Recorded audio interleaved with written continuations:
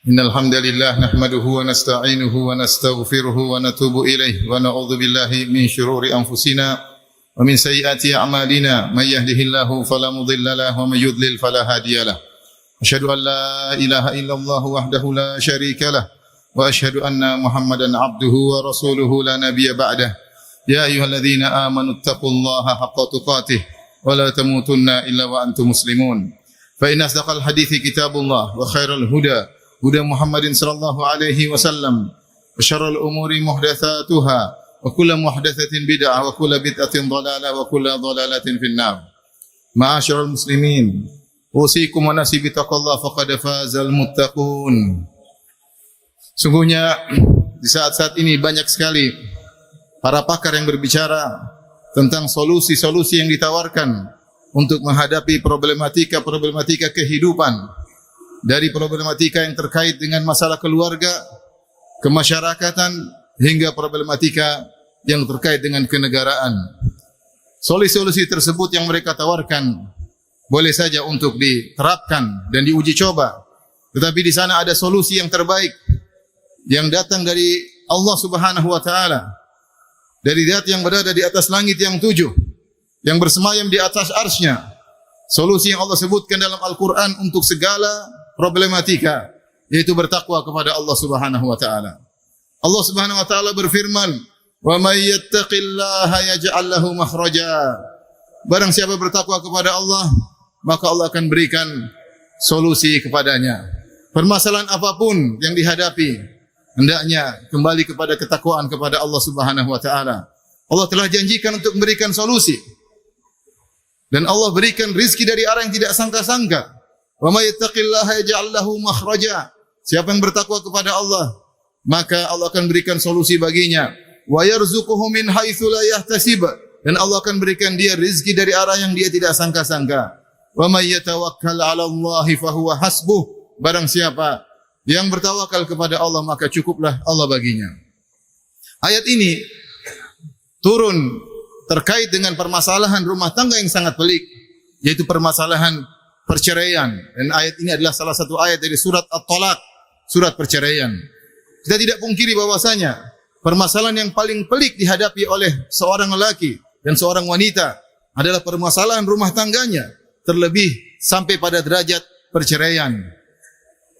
Dan betapa berat seorang menghadapinya, terkait dengan anak-anak, terkait dengan mertua, terkait dengan orang tua, terkait dengan tetangga. Maka permasalahan yang sangat pelik. Tetapi Allah sebutkan, siapa yang bertakwa ketika menceraikan atau ketika diceraikan, Allah akan berikan solusi baginya.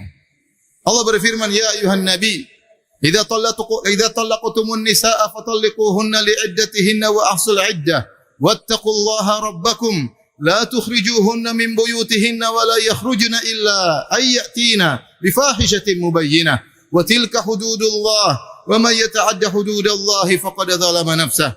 Wahai Nabi, yaitu wahai orang yang beriman, jika kalian menceraikan istri-istri kalian, maka ceraikanlah ikut aturannya. Aturannya bagaimana? Tidak boleh seorang ketika dia emosi langsung dia katakan kepada istrinya, "Kamu saya ceraikan." Tapi ada aturan yang disebut dengan tolak sunnah. Dia harus menunggu istrinya dalam kondisi suci, belum dia gauli, baru dia boleh jatuhkan cerai dengan talak satu. Dia harus menunggu istrinya dalam kondisi suci, tidak dia gauli, baru kemudian dijatuhkan talak satu. Betapa banyak kaum muslimin tidak mengerti akan hukum ini, tidak mengerti tentang tata aturan perceraian. Kemudian dia ceraikan istrinya kapan saja dia emosi, istrinya sedang haid, istrinya sudah dia jimai, kemudian jatuhkan cerai, dia telah melanggar aturan Allah Subhanahu wa taala. Demikian juga di antara aturan cerai, kalau sudah menceraikan istri tidak boleh diusir dari rumah, biar dia tinggal di rumahnya. Kata Allah, "La tukhrijuhunna min buyutihinna." Jangan kalian mengusir istri-istri kalian yang sudah diceraikan dari rumah mereka. Kemudian juga para wanita tidak boleh keluar dari rumah mereka. Wala yakhrujna, dan juga mereka yang diceraikan tidak boleh keluar dari rumah. Lihatlah aturan yang dilanggar oleh kaum muslimin dan kaum muslimat. Betapa banyak wanita belum diceraikan sudah kabur dari rumahnya, apalagi sudah diceraikan. Allah mengatakan, "Wattaqullaha rabbakum." Bertakwalah kepada Allah dalam menceraikan dan tatkala diceraikan. Kata Allah, "Wa tilka hududullah." Itulah batasan-batasan Allah. "Wa may yata'adda hududallahi faqad zalama nafsah." Siapa yang melanggar batasan-batasan Allah, maka dia telah menzalimi dirinya sendiri. Sehingga banyak kasus perceraian, tidak ada solusi bagi mereka. Tidak ada solusi bagi sang lelaki dan tidak ada solusi bagi sang wanita. Anak-anak terbengkalai, rumah tangga hancur, broken home, kerusakan ekonomi, terjerumus dalam perzinahan, terjerumus dalam perselingkuhan. Semuanya karena tidak bertakwa ketika menjalani hukum Allah Subhanahu wa taala. Ini masalah rumah tangga. Demikian juga masalah kemasyarakatan. Hendaknya dihadapi dengan ketakwaan. Bahkan permasalahan negara hendaknya dijalani dengan ketakwaan, dihadapi dengan ketakwaan. Allah Subhanahu wa taala berfirman, "Walau anna ahlal qura amanu wattaqau lafatahna 'alaihim barakatim minas sama'i wal ard." Seandainya penduduk suatu negeri beriman dan bertakwa, kami akan bukakan keberkahan dari langit dan bumi. Namun, sudahkah mereka beriman? Lihatlah kondisi kita, ma'asyiral muslimin. Kita berbicara tentang kaum muslimin dan kaum muslimat.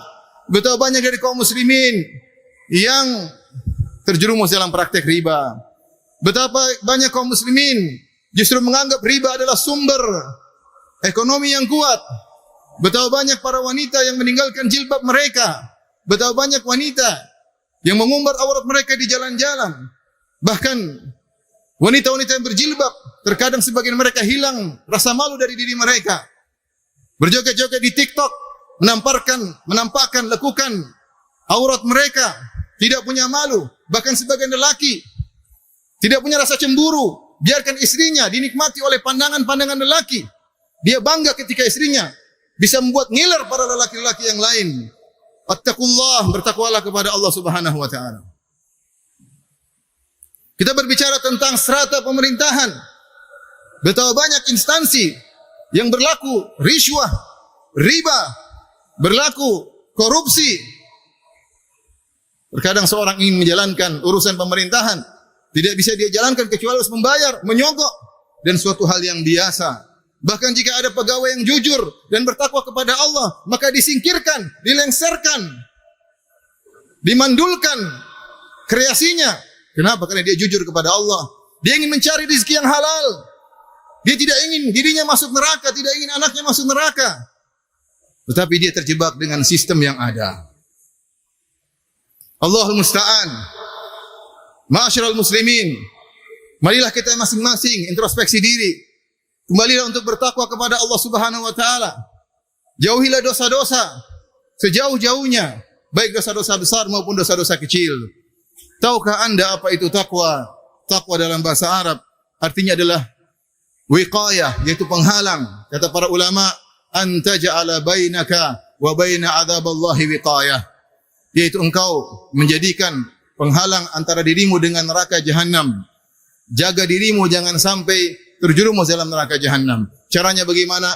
Dengan meninggalkan seluruh kemaksiatan sebisa mungkin. Seorang penyair berkata, "Khallidz dzunuba saghiraha wa kabiraha dzaka tuqa wasna kamashin fawqa ardi syauqi yahdharu ma yara la tahqiranna saghiratan innal jibala minal hasa."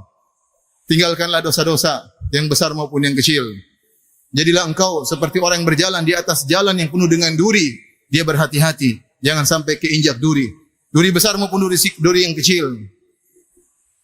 Kemudian jangan remehkan dosa-dosa kecil. Ketahuilah bahwasanya gunung itu tersusun dari kerikil-kerikil yang kecil. Aqulu qouli hadza astaghfirullah li wa lakum wa li sa'iril muslimin min kulli dhanbin wa khati'ah fastaghfiruhu innahu huwal ghafurur rahim.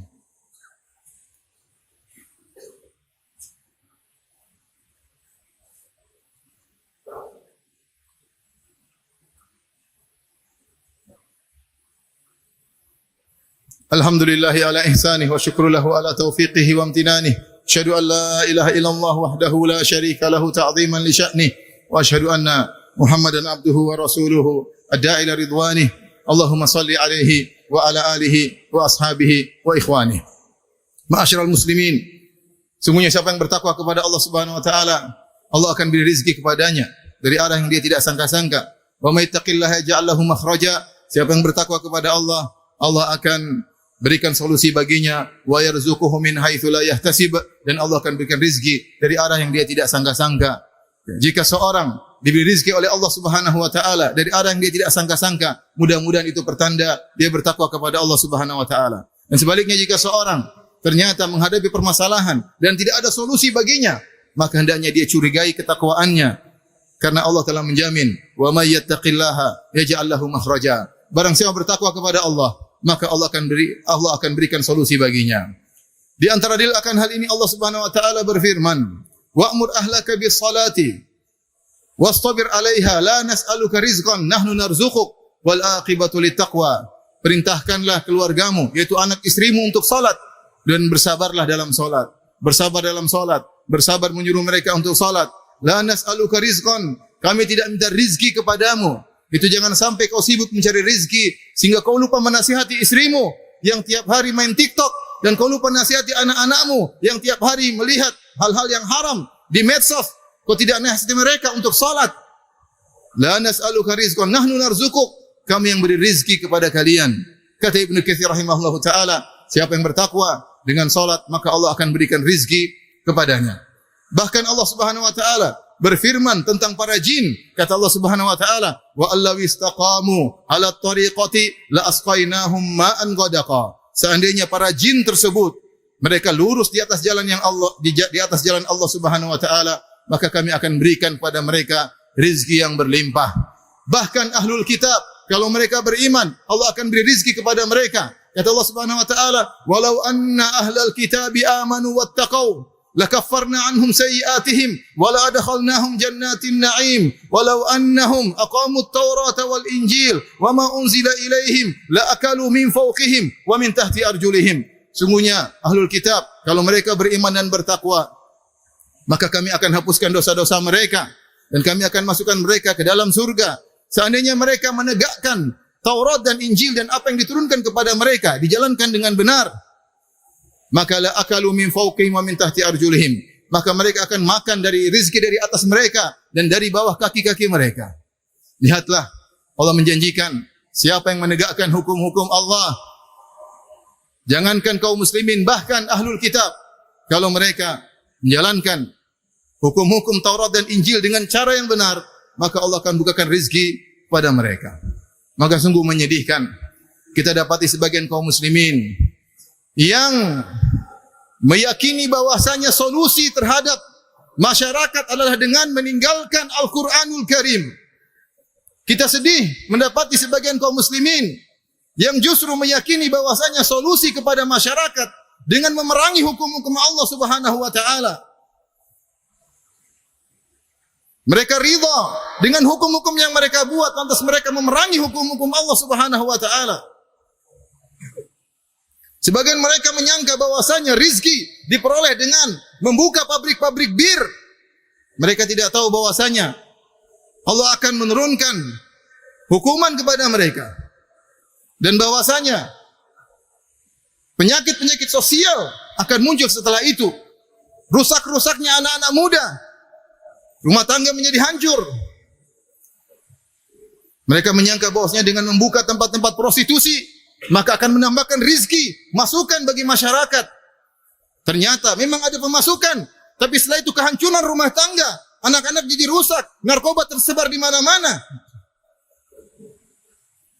Mereka mencari solusi bukan dengan ketakwaan, tapi mereka mencari solusi dengan maksiat kepada Allah Subhanahu wa taala, wal iyadzu billah. Wahai kaum muslimin, kembalilah kepada Allah Subhanahu wa taala. Solusi yang Anda cari dengan maksiat bukan solusi, malah akan membawa kebinasaan di dunia dan juga ketika sakaratul maut dan ketika dalam alam barzah. Bukan solusi yang Anda dapatkan, tapi kehancuran, siksaan yang akan Anda dapatkan. Semoga Allah Subhanahu wa taala memberi hidayah kepada kita semua. Semoga Allah Subhanahu wa taala menganugerahkan takwanya kepada kita. Innallaha malaikatahu yusalluna 'alan nabi ya ayyuhalladzina amanu sallu 'alaihi wa sallimu taslima. Allahumma salli 'ala Muhammad wa 'ala ali Muhammad kama sallaita 'ala Ibrahim wa 'ala ali Ibrahim innaka Hamidum Majid wa barik 'ala Muhammad wa 'ala ali Muhammad kama barakta 'ala Ibrahim wa 'ala ali Ibrahim innaka Hamidum Majid. Allahumma ighfir lil muslimina wal muslimat wal mu'minina wal mu'minat al ahya'i minhum wal amwat innaka samii'un qaribun mujibud da'wat wa yaqdiyal hajat. Allahumma ati nufusana taqwaha وزكها أنت خير من زكاها أنت ولي ومولاها. اللهم إنا نسألك الهدى والتقى والعفاف والغنى. اللهم إنا نسألك الهدى والتقى والعفاف والغنى. اللهم اجعلنا من المتقين. اللهم اجعلنا من المتقين. اللهم آمنا في أوطاننا. اللهم آمنا في أوطاننا وأصلح أئمتنا وولاة أمورنا. اللهم اجعل هذا البلد آمنا مطمئنا سخاء رخاء وسائر بلاد المسلمين. ربنا ظلمنا أنفسنا وإن لم تغفر لنا وترحمنا لنكونن من الخاسرين. ربنا آتنا في الدنيا حسنة وفي الآخرة حسنة وقنا عذاب النار وأقيموا الصلاة.